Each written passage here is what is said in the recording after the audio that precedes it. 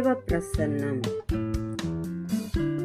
கர்த்தருடைய பிள்ளைகளே, இன்றைய தேவ பிரசன்னமாய் நாகும் 1 அதிகாரம் 15 வசனம் நம்மை உயிர்ப்பிக்க நம் மத்தியிலே கடந்து வருகிறது. ஆமென்.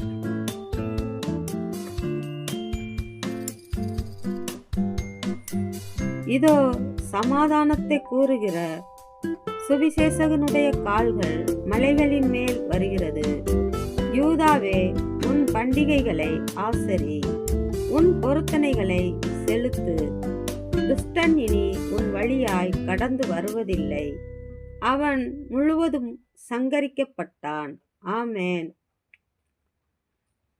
பிரியமானவர்களே, நம்முடைய வாழ்க்கையில் சமாதானம் ஒரு தனிப்பட்ட அமைதியையும், மனதில் கலக்கம் இல்லாமலும் பயம் இல்லாமலும் வாழ உதவுகிறது. ஆமென். கர்த்தருக்கு பிரியமான பிள்ளைகளே, துஷ்டன் இனி உன் வழியாய் கடந்து வருவதில்லை என்றும் அவன் முழுவதுமாய் சங்கரிக்கப்பட்டான் என்றும் கர்த்தர் சொல்லுகிறார். ஆமென். கர்த்தருடைய கோபத்துக்கு முன்பாக நிற்பவன் ஒருவனும் இருப்பதில்லை. அவராலே கன்மலை பெயர்க்கப்படும். ஆமென். கர்த்தருடைய ஜனமே, நம் இக்கட்டு நாளிலே நமக்கு அரணான கோட்டையாய் நம்மை காக்கிறவர் கர்த்தர். தம்மை விசுவாசிக்கிற ஜனங்களை அறிந்து கொண்ட நம்முடைய தேவன். ஆமென்.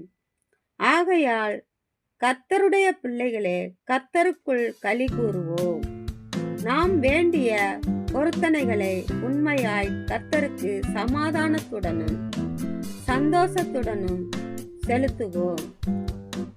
கர்த்தருடைய பிள்ளைகளுக்கு விரோதமாய் வருகிற எல்லா சத்துருக்களையும் கர்த்தர் முறியடித்து ஜெயத்துடன் வாழ நம்முடைய தேவன் நமக்கு உதவி செய்வார். ஆமென். ஆமென்.